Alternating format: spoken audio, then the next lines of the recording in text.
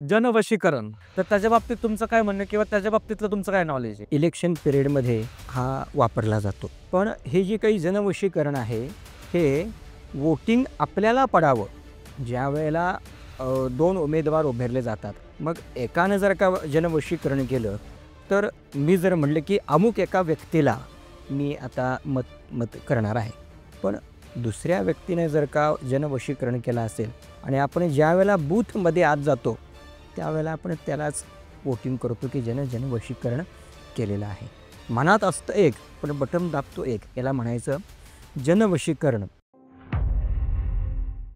नमस्कार मित्रांनो, मी तुमचा मित्र वीरेंद्र मोहिते पाटील आणि तुमचं स्वागत आहे आपल्या मिस्टर टॉक्स या चॅनलवर. तर आपल्या चॅनलवर खूप लोकांनी त्यांचे पर्सनल अनुभव शेअर केले आणि त्याच संदर्भात आपल्याकडे खूप काही लोकांनी कॉन्टॅक्टही केला, की आम्ही खूप लोकांना सोल्युशन्स देऊ शकतो किंवा लोकांचे प्रॉब्लेम सॉल्व्ह करू शकतो. तर अशाच प्रकारचे आपल्याकडे एक जोशी काकाच म्हणू आपण त्यांना, सर आहेत ते.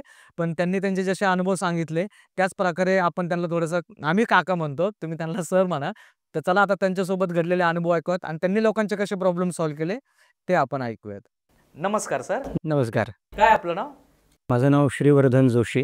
बरं. कुठे राहता सर तुम्ही? मी कोल्हापूर जिल्ह्यामध्ये मलकापूर आहे. मलकापूर गाव. त्या मलकापुरात मी राहतो.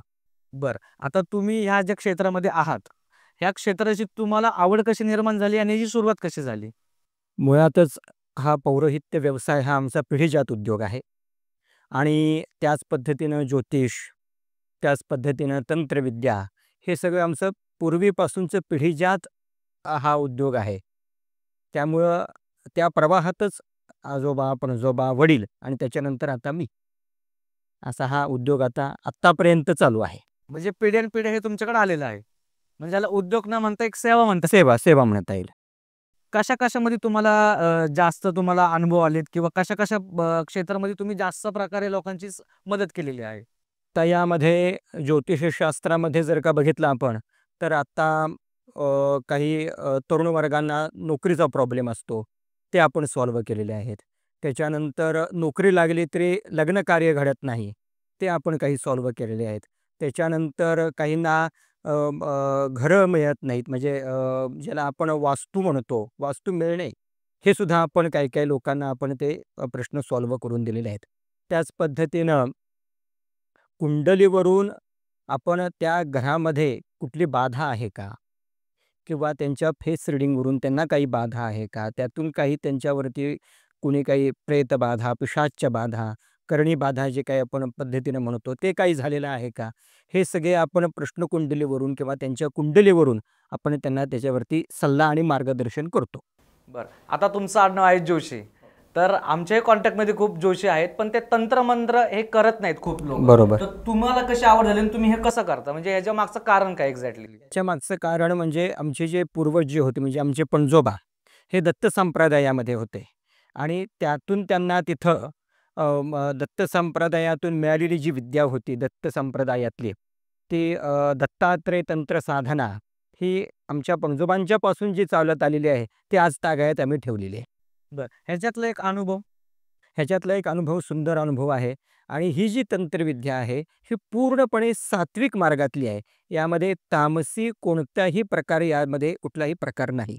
म्हणजे कुठल्या प्राण्यांची हत्या वगैरे करणं? नाही, बली नाही, काही नाही. हे पूर्णपणे सात्विक जप-जाप्य, होम हवन आणि आम्ही जे काही उपाय सांगू, हे उपायानुसार जर का केलं, तर मनुष्याला निश्चितच त्याच्यामध्ये त्याला तिथं फलश्रुती मिळणार आहे. बरं. आता तंत्र मंत्रमध्ये झालेला एखादा अनुभव आम्हाला ऐकायला आवडेल. एक कुटुंब होतं असं, की आता मी त्यांचं नाव वगैरे घेऊ शकत नाही प्रायव्हसीमुळं.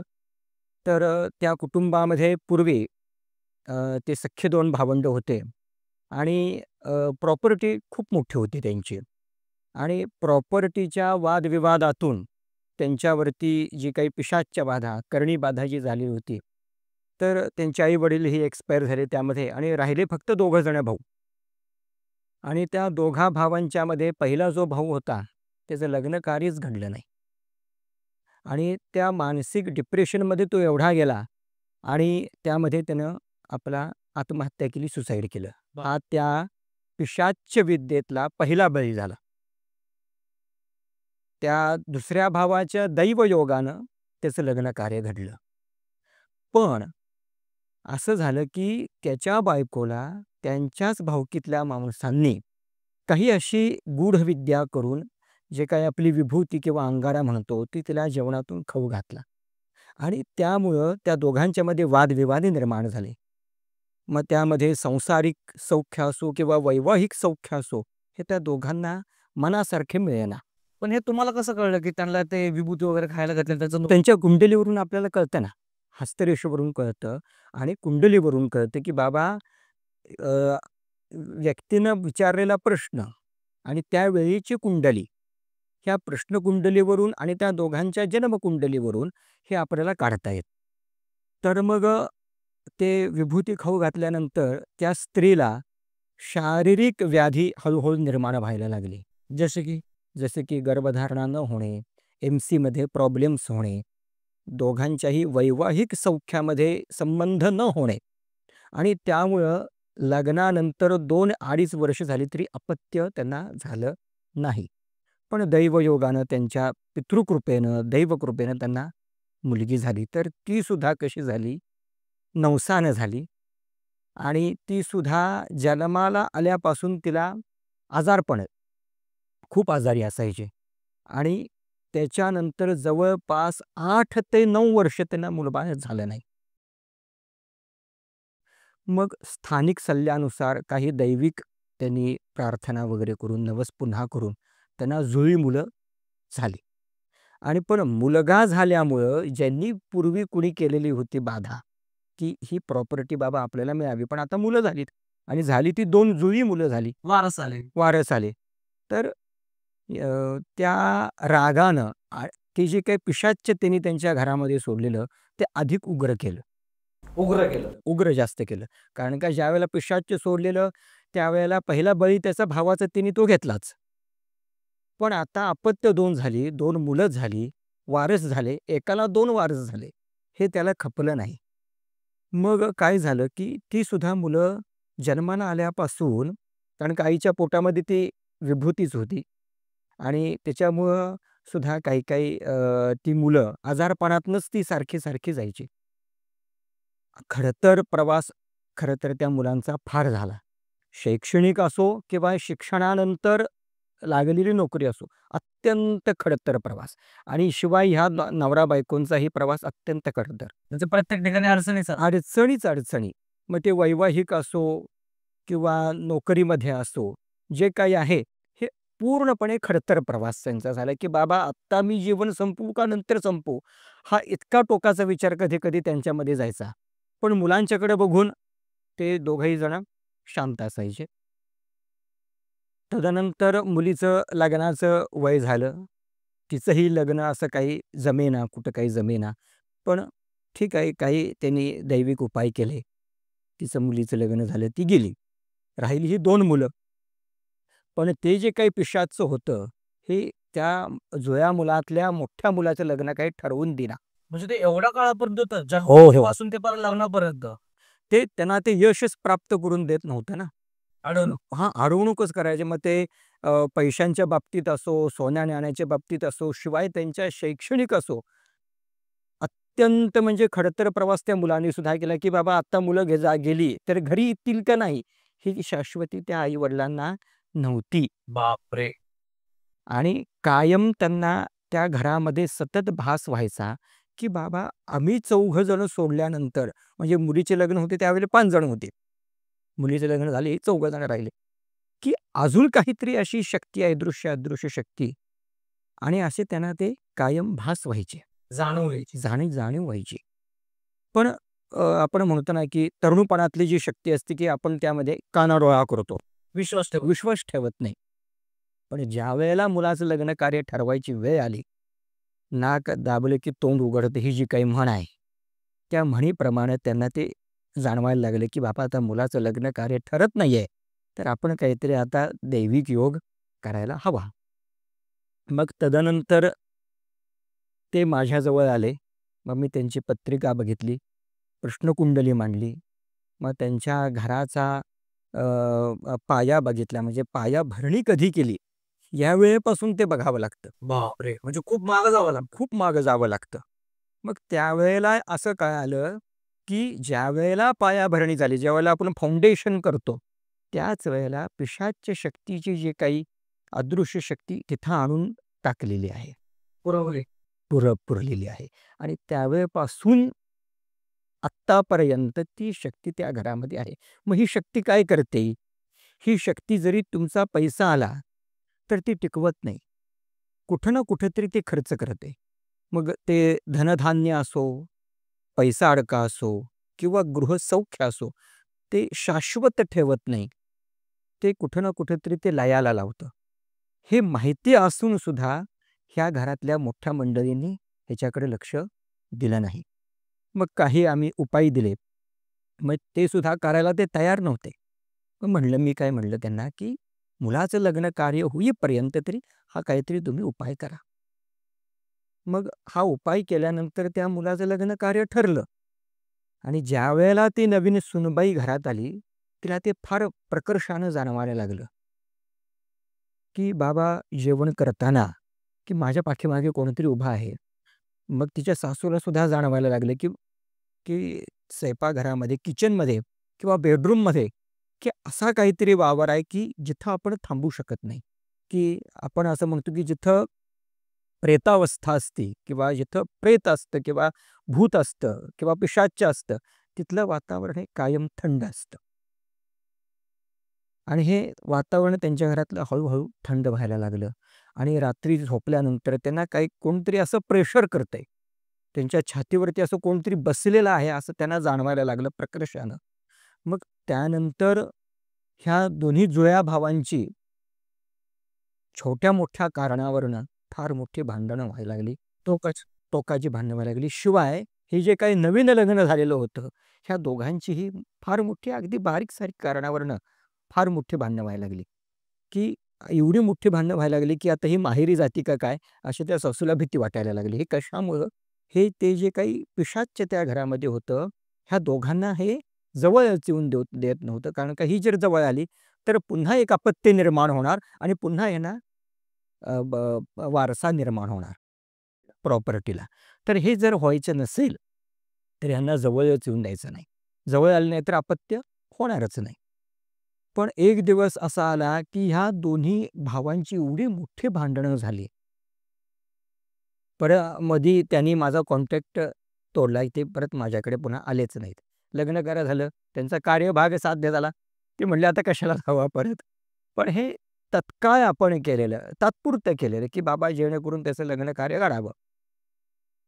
एवढी मोठी भांडणं झाली त्या दोघांच्यामध्ये आणि अगदी मारामारीवरती ती दोघं जण गेली. सख्खी जुळी भावंडं. आणि त्या भावंडांच्यात एवढी मोठी भांडणं झाली, की त्याचा पाय घसरला आणि तो जिन्यावरून खाली गडगडत आला. आणि त्याच्या मेंदूला इतक्या जबरदस्त मार बसला, की त्या जागेवरती तो एक्सपायर झाला. बापरे! हा दुसरा बळी त्या पिशाच्याने घेतला. आणि ते बघ पिशाच्य रक्तपिपासू झाले, की त्याला ती रक्ताची चटक लागली. सवय लागली. सवय लागली. आणि ती इतकी वाईट सवय लागली, की ते अन्न जरी शिजवलं, तरी ते लाल व्हायचं. भात जरी शिजवला, तरी तो लाल व्हायचा. रोजच. रोज. मग त्याच्यानंतर मग त्यांच्या लक्षात आलं, की बाबा हे काहीतरी भयानक घडतंय आपल्यामध्ये. त्या घराचं इतकं वातावरण बिघडलं, की त्या घरात सुद्धा कोण येत नव्हते. गल्लीतली माणसं सुद्धा त्या घराकडे बघायला फिरकायची नाहीत. त्या घरातली काया निघून गेली, घरातली लक्ष्मी निघून गेली. त्या घरातलं घरपण निघून गेलं. पण ह्यांना ते कधी कळालं, 2 बळी गेल्यानंतर. मग ते पुन्हा माझ्याकडे आले. मग पुन्हा मी पुन्हा प्रश्नकुंडली मांडली आणि असं सांगितले, की बाबा ह्याच्यावरती पूर्ण जोपर्यंत तुम्ही तोडगा करत नाही, तोपर्यंत तुम्हाला ह्याचा फरक पडणार नाही. असं जर करणार असाल तर आपण पुढचा उपाय आपण करूया. ठीक आहे म्हणले ते. मग मी आणि आमचे सहकारी त्यांच्या घरी गेलो. सगळं ते वास्तू परीक्षण केलं, की त्या वास्तू परीक्षणामध्ये असं निदर्शनास आलं, की पिशाच्य शक्तीमधला जो काही चाळा असतो, चाळा हा शब्द कोकणी पद्धतीचा आहे. चाळा, सांगड, चेटूक, खवीस हा थोड्याफार प्रमाणामध्ये कोकणी शब्द आहे. तर हे चाळा हा त्या घराच्या पायामध्ये मी मगाशी सांगितल्या पद्धतीनं त्या घराच्या पायातच टाकलेला होता आणि त्याच्यामुळं हे सगळे नाहक बळी त्या ठिकाणी गेले.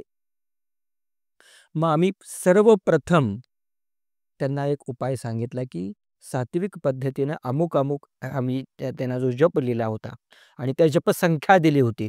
एवढी जपसंख्या तुम्ही आधी म्हणलं संकल्प करून पूर्ण करा आणि हा तुम्ही दोघांनीच करायचा आहे आणि त्या घरात बसून करायचा आहे आणि ज्यावेळेला तुम्ही हा जप चालू कराल, त्यावेळेला तुम्हाला जरा त्रास जाणवेल. त्रास जाणवेल म्हणून तुम्ही तो जप बंद करायचा नाही. त्रास जाणवला म्हणजे एक्झॅक्टली काय व्हायचं? एक्झॅक्टली काय होतं, की ज्यावेळेला आपण एक पिशाच्य बाधा दूर करण्याकरता मंत्र देतो आणि तो ज्यावेळेला मंत्र आपण म्हणायला सुरुवात करतो, त्या मंत्राचं एक वलय त्या घरामध्ये निर्माण होतं. कवच. कवच. आणि हा कवचाचा परिणाम त्या पिशाच्य शक्तीवरती होतो, की त्या पिशाच्य शक्तीला त्रास व्हायला लागतो. डिस्टर्ब होते. डिस्टर्ब होतं आणि ते त्रास कोणाला देणार? तर मनुष्य योनीला ते त्रास देणार, की कुठं ना कुठेतरी हा त्याने जप थांबवावा. ह्याच्याकरता ते त्रास देतं. जपाला जप म्हणतो म्हणून त्रास देत नाही. आपण जे जप जप करतो आणि त्या जपामुळं येणारी ऊर्जा, येणारी शक्ती ही त्याला त्रास देते. पिशाच्य शक्तीला. आणि त्याच्यामुळं ते त्रास देताना म्हणलं, की तुम्हालाही त्रास देणार. तसं आपण तो जप थांबवायचा नाही आहे. जसा त्रास वाढेल तसा उलट जास्त जप करायचा आहे. मग तिने ती जपसंख्या पूर्ण केली. ठीक आहे म्हणलं. मग पुन्हा आम्ही घरी गेलो. मग पुन्हा त्या संपूर्ण वास्तूची अष्टदिशा बंधन केलं. कुठलंही कर्म करताना, तंत्रकर्म करताना बंधन आणि रिंगण हे फार आवश्यक असतं. हे जर नाही केलं तर त्या तांत्रिकाचा, मांत्रिकाचा आणि त्या मालकाचा नाहक मृत्यू त्यामध्ये होतो. अच्छा. हा तंत्रक्रमाचा नियम आहे. तुम्ही पहिल्यांदा आधी तुमचं कवच निर्माण करायचं आहे. तुम्हाला आधी सेफ करून घ्यायचं आहे. मग तसंच आम्ही त्या घराला आधी पहिल्यांदा सेफ केलं. म्हणजे काय केलं तर अष्टदिशा बंधन त्या ठिकाणी आम्ही केलं आणि जे काही त्याचं विधी आहे, होम हवन आहे, ते काय आता मी इथं सांगत नाही. ते थोडंसं प्रायव्हेटमध्ये ठेवतो. बरोबर. आणि त्याच्यामध्ये जे काही बली आहेत, हे बली कसे असतात? हे बली व्हेजमध्ये असतात. फळांची. फळांचे असतात. मग ते त्याचे जे काही बली आहेत, हे बली देऊन त्याचा जो काही पिशाच्याचा उद्धार आहे, हा उद्धार आम्ही त्या ठिकाणी केला. मग केल्यानंतर बाबा ते लगेच बरं होतं का? तर नाही. तर त्याच्याकरता पुन्हा जप करावा लागतो. तर ते पुन्हा आम्ही त्यांना जप दिला. तोही त्यांनी जप अगदी इच्छाशक्ती धरून मनापासून त्या सर्वांनी केला. कारण का होम हवन करताना सुद्धा त्यांना असे अनुभव आले, की बाबा मला कोणतरी मागून टच करतंय, की मला असं ना. हो, हो. की मला कोणतरी बोलवते किंवा असं इथून कोणतरी जाताना मला दिसतंय. ते मला जाणवलं, की हे पिशाच्य त्यांना डिस्टर्ब करते. मग मी त्यांना सांगितलं, की लक्ष केंद्रित फक्त होम हवनावरतीच करायचं आहे आणि माझ्यावरती करायचं आहे. ह्याच्या व्यतिरिक्त तिसरी व्यक्ती जरी कोण आली, तरी त्याच्याकडे लक्ष द्यायचं नाही. कारण का तुम्ही जर उठून गेला, तर हे आपलं केलेलं सगळं निष्फळ होणार. त्याचा काहीही उपयोग होणार नाही. इतक्या त्या पॉवरचं तिथे ती पिशाच्ची शक्ती होती. आणि कुठल्या वेळेला तुम्ही करत होता? हे जे आहे, हे आम्ही सायंकाल म्हणजे तिन्ही सांज आपण म्हणतो. हे तिन्ही सांजच्या वेळेला आम्ही त्या ठिकाणी केलं. टायमिंग साधारण सूर्यास्तानंतर. सूर्यास्तानंतरचा 2.5 तास, की ज्याला आपण प्रदोष म्हणतो. ह्या प्रदोष वेळेत सुद्धा करण्याचं महत्त्व आहे.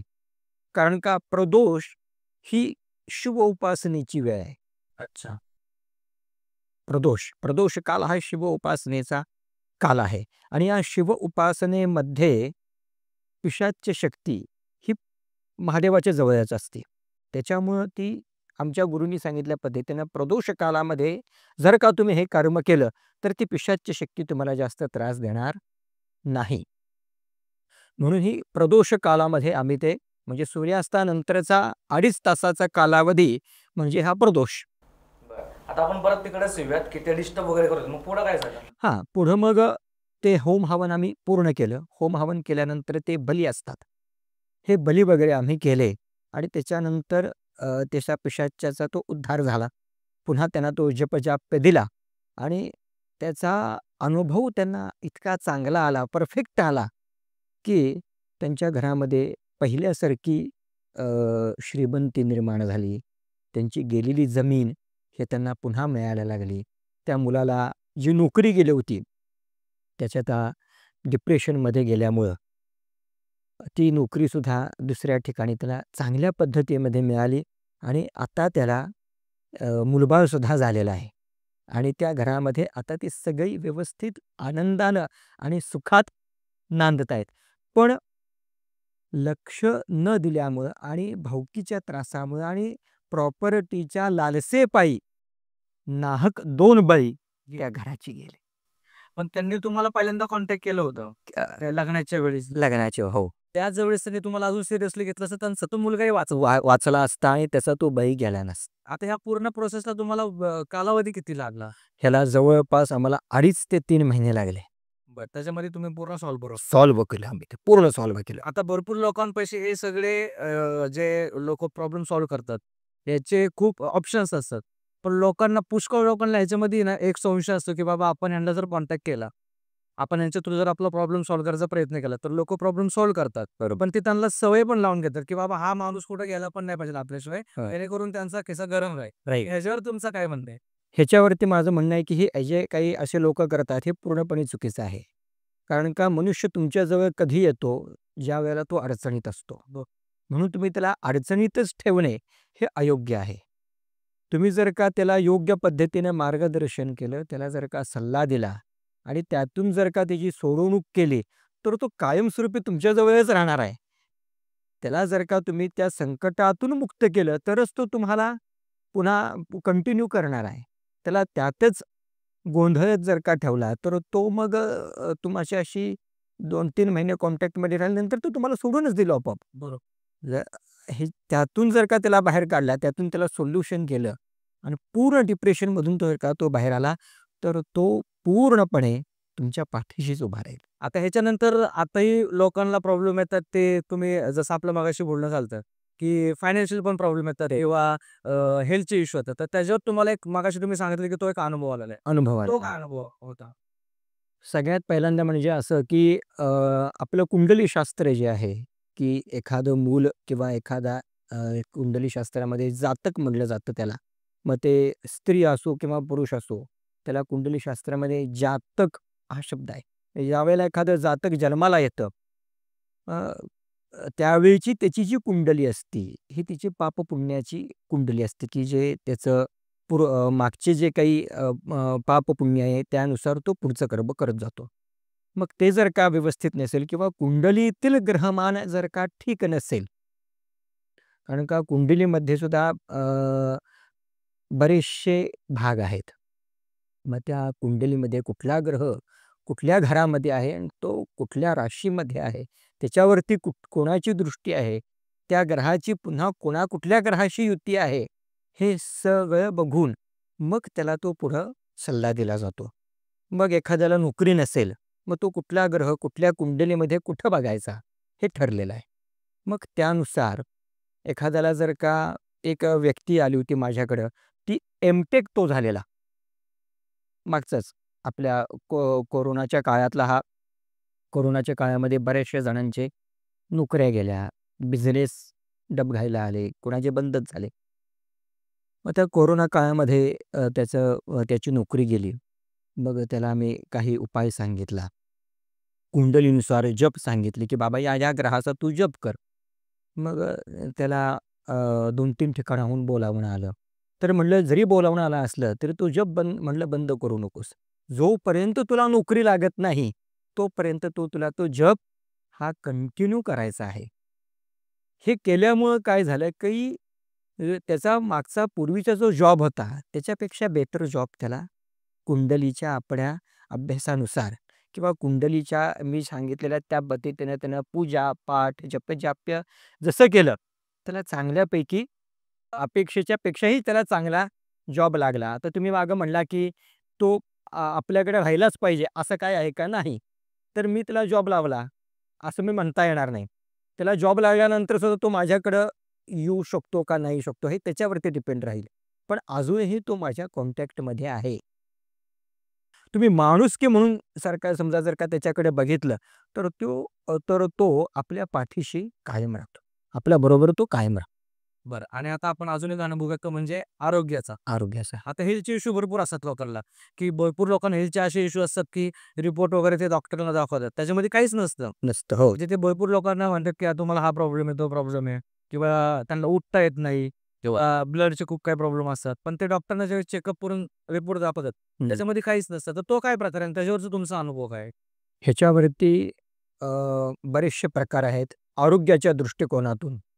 आरोग्याच्या दृष्टिकोनातून सर्वप्रथम आपण ज्योतिषशास्त्रानुसार जर का बघितलं, तर अष्टम स्थानामध्ये जर का पापग्रह जर असेल, तर आपल्याला हेल्थ इश्यू हे होतात.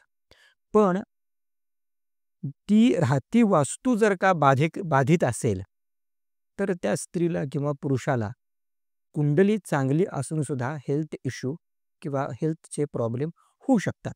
का होऊ शकतात? तर ते घरामध्येच बाधा असेल किंवा त्या प्लॉटमध्ये जर का बाधा असेल किंवा तो ज्या ठिकाणी नोकरी, उद्योगधंदा करत असेल, ती जर का बाधित जागा असेल, तर त्याला तो आरोग्याचा विषय वाईट होऊ शकतो. त्याच्यावरचा एक अनुभव तुम्हाला आलेला किंवा एक क्लायंट तुमच्याकडे कोण आला असेल तर हां. एक ऐकायला आवडेल आम्हाला. तर घरासंबंधी सांगतो तुम्हाला. दोघंही नवरा-बायको जॉबलाच होते. जॉबला म्हणजे तो करायचा व्यवसाय, त्याचा व्यवसाय होता हार्डवेअरचा आणि त्याला जी लव्ह मॅरेज त्याने केलेलं, ती आय-टी क्षेत्रात होती. मग ती घरात दोघं जण आली, की तिला आजारपण यायचं. म्हणजे काय, की तिला वाटायचं की कायम की अंगामध्ये माझ्या काहीतरी मुरडा भरलेला आहे किंवा माझं अंग सारखं दुखतंय. आणि जॉबला जाताना ती एकदम फ्रेश असायची. म्हणजे उंबऱ्यातून बाहेर गेली, की फ्रेश आणि घरात आली, की हेल्थ इश्यूला सुरुवात व्हायची. हे त्यांना जाणवलं कसं काय? हे त्यांना कधी जाणवलं, की ज्यावेळेला तो घरात यायचे रात्रीच्या वेळेला, कारण का ती आय-टी क्षेत्रात असायची आणि ती साधारण 9-10च्या दरम्यानच आय-टी क्षेत्रातून नोकरी करून घरात येतात आणि हा सगळा पेशाच्या कालावधीच असतो. आणि त्यांचा जो होता हा चांगल्यापैकी त्यांनी बंगला वगैरे सुंदर बांधला, प्लॉट घेतलेला आणि तो जो प्लॉट त्यांनी खरेदी केला, त्या प्लॉटमध्ये अशी बाधी होती, की लहान मुलं एक्सपायर होतात आणि लहान मुलांना अग्नी आपण देत नाही, तर त्यांना पुरलं जातं. बोललं जातं. बरोबर. मग ज्या ठिकाणी पुरलं जातं, ती जागा त्यांनी एका व्यावसायिकानं त्यांना ती विकला, की बाबा हा प्लॉट विकायचा आहे. आणि तो तुम्ही प्लॉट घ्या. जवळ-जवळ साधारण 1.5 गुंठ्याचा तो प्लॉट होता. गुंठा 1.5 गुंठ्याचा. आणि त्या प्लॉटमध्येच बरोबर ते लहान मुलं तिथे ती पुरली जायची. आणि तिथे त्यांचा तो बंगला वगैरे बांधला, सुंदर बंगला बांधला. पण घरामध्ये गेल्यानंतर त्या दोघांनाही मानसिक आजार, शारीरिक आजार असे ते व्हायला लागले. मग पुन्हा तिला एम-सीमध्ये प्रॉब्लेम व्हायला लागले किंवा पोटाचे विकार व्हायला लागले आणि अशामुळं ती दोघंही डिप्रेशनमध्ये हळू-हळू जायला लागली. मग ज्यावेळेला त्यांना माझा नंबर कळाला किंवा माझा पत्ता कळाला, त्यावेळेला ती माझ्याकडे आली. मग पुन्हा मी म्हटलं, की आपण वास्तुपरीक्षण करूया. मग वास्तुपरीक्षणामध्ये काय बघितलं जातं, तर त्या त्या घरातली माती बघितली जाते. माती परीक्षण केलं जातं. मग त्यामध्ये असं जाणून आलं, की ती जी जागा आहे, ही स्मशान जागा आहे. तुम्हाला असं का वाटलं, की माती परीक्षण करावं किंवा ते माती परीक्षण कसं केलं जातं, की त्यातनं ह्या सगळ्या गोष्टी कळतात? हां, ज्यावेळेला एखादा ज्योतिषी हा वास्तुशास्त्र शिकतो, या वास्तुशास्त्रामध्ये सुद्धा त्या जागेचं परीक्षण कसं करावं हे शिकवलं जातं. ते काय आता सांगत नाही मी. बाबा बरोबर. काय परीक्षण केलं जातं हां. तर त्या परीक्षणानुसार ती माती कशी आहे? ती माती घर बांधण्याकरता योग्य आहे किंवा अयोग्य आहे किंवा व्यवसायाकरता किंवा नोकरीकरता ती जागा योग्य आहे किंवा अयोग्य आहे, हे त्या माती परीक्षणावरनं किंवा त्या प्लॉटच्या त्या जागेवरून आपल्याला ते समजलं जातं. बरं. मग त्याच्यानंतर त्यांना हेल्थ इश्यू चालू झाले. मग पुन्हा त्यांना गर्भ राहत नव्हता. म्हणजे त्यांना मुलबाळच त्या ठिकाणी राहीना. जरी राहिलं तरी महिना 1.5 महिन्यामध्ये ते मिसकॅरेज होऊन जायचं, ते पडून जायचं. मग त्यांना कोणीतरी मित्रांच्या सर्कलमधून त्यांनी माझा नंबर घेतला. मग त्यांना मी आमच्या घरी बोलवलं. येताना म्हणलं, "त्या ठिकाणची थोडीशी माती घेऊन या, की बाबा जेणेकरून तुमच्या कुंडलीनुसार, तुमच्या कृष्ण कुंडलीनुसार आणि त्या माती परीक्षणावरनं आपल्याला कळता येईल की बाबा असे त्रास तुम्हाला का होत आहेत. मग त्यावेळेला आम्हाला कळालं की ती जी जागा आहे ही स्मशान जागा आहे की लहान मुलांना त्या ठिकाणी पूर्वी पुरत होते. मग त्यांनी मग नंतर थोडासा सर्च केला की बाबा ही जागा आहे का तशी? तर ती खरोखरच ती जागा तशी होती की त्या ठिकाणी लहान मुलं पुरली जायची. मग पुन्हा सांगितल्याप्रमाणे पुन्हा आम्ही तिथं गेलो. सगळी ती वास्तूचं निरीक्षण केलं. मग वास्तुशुद्धता केली. सगळ्यात पहिल्यांदा आधी वास्तुशुद्धता केली. पुन्हा त्या वास्तूचं अष्टबंधन केलं आणि पुन्हा ती जागा शुद्ध करून त्या दोघांना ती वास्तू दिली. आता व्यवस्थित आहे. त्यांना कुठल्याही प्रकारचा आता हेल्थ इश्यू त्यामध्ये नाही. आता त्या मुलीला आता 7वा महिना चालू आहे. अरे वाह! ह्याला जवळ-जवळ आम्हाला 1.5 महिना लागला. महिना 1.5 महिना लागला. मग ठीक आहे, म्हणजे तसंही बघायला गेलं तर तो खूपच कमी कालावधी आहे. कालावधी आहे. एका लोकांच्या आयुष्यभरासाठी प्रॉब्लेम सॉल्व्ह प्रॉब्लेम्स महिना 1.5 महिना लागला. ते का लागला, की त्या दोघांनीही मनापासून मी जे सांगितलेले उपाय होते, जप होते किंवा उपवास होते, हे त्या मुलीनं अगदी मनापासून केले. आणि हे जे उपाय आहेत हे पूर्णपणे सात्विक, संप्रदायातले हे मी तिला दिलेले. वाचन, पूजन, जपजाप्य हे अगदी तिनं त्या मुलीनं मनापासून केले आणि त्याची तिला फलश्रुती चांगल्या पद्धतीने आत्ता तिला मिळाली. आणि दुसरं म्हणजे ती आत्ता अ, आपला तो जो स्टाफ असतो त्याची ती लीडर असते. ती आता स्टाफ लीडर आता ती आहे. Team leader. Team leader. Team leader आपण म्हणतो. टीम लीडर ती आत्ता आहे. तो सुद्धा तिला एक चांगला फायदा त्या ठिकाणी तिला झाला. आता एक माझा अजून एक तुम्हाला महत्त्वाचा प्रश्न आहे. आता फॉर एक्झाम्पल समजा मी किंवा हं. आपली टीम हां. जर कुणाला जागा घ्यायची असेल किंवा बरोबर. कोणी जागा घेतली असेल किंवा नवीन एक जागा खरेदी करायची असेल, तर त्यावेळेस त्या व्यक्तीला कसं कळेल की ही जागा योग्य किंवा अयोग्य आहे, ते कसं कळेल? ती तो जो प्लॉट आहे, मग तो वास्तुशास्त्र जो शिकलेला चांगल्यापैकी आहे, त्याला आणून जरी तुम्ही केली तरी चालेल. पण तो त्यातला जाणकार हवा. बरोबर. पूर्वीचं वास्तुशास्त्र हे फार म्हणजे जुनं जे आपण म्हणतो, जुन्या माणसांनी शिकलेलं वास्तुशास्त्र, ते शिकलेला तो हवा. आत्ताच्या लेखकांचं नाही. आत्ताचे लेखक जे आहेत, हे म्हणजे अगदी जे मनात येईल ते अगदी लिहितात. मी अगदी खरं सांगतो. पण पूर्वीचे जे वास्तुशास्त्र आहे, अगदी मी नाव सांगतो तुम्हाला, मयमतम हे वास्तुशास्त्र, हे फार पूर्वीचं वास्तुशास्त्र आहे. हे जरी त्यांनी शिकलं नसलं, तरी तत्सम त्या पद्धतीनं दुसरं जी वास्तुशास्त्र आहेत, जुन्या पद्धतीची, ही जरी त्यांनी शिकली असली आणि वास्तु निरीक्षण आणि भूमी परीक्षण, त्यामध्ये भूमी परीक्षण आहे, की बाबा ही भूमी घरासाठी, प्लॉटसाठी किंवा एखादा दुकानं गाळा काढण्यासाठी योग्य आहे का? व्यवसायासाठी योग्य आहे का?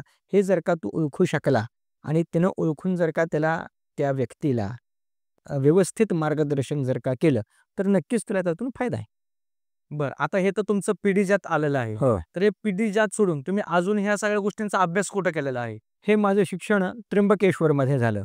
पौरोहित्याचं असो किंवा तंत्रविद्येतलं असो किंवा वास्तुशास्त्रातलं असो. हे माझं त्र्यंबकेश्वर या ठिकाणी माझं हे सगळं शिक्षण पूर्ण झालं. तिथं तुम्ही कुठल्या शिक्षा घेतल्या आणि किती कालावधीपर्यंत तुम्ही तिकडे होतात? मी त्या ठिकाणी 7 वर्ष होतो. यामध्ये आपलं पौरोहित्य जे आहे म्हणजे भटजीचं काम, त्याच्यानंतर कुंडलीशास्त्र, त्याच्यानंतर हस्तरेषाशास्त्र, फेस रीडिंग आणि सगळ्यात हे आपलं वास्तुशास्त्र.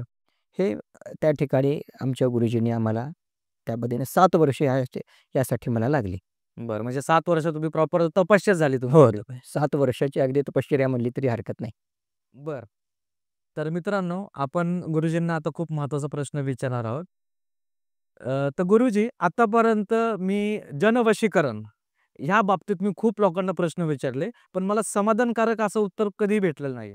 तर त्याच्या बाबतीत तुमचं काय म्हणणं आहे किंवा त्याच्या बाबतीतलं तुमचं काय नॉलेज आहे?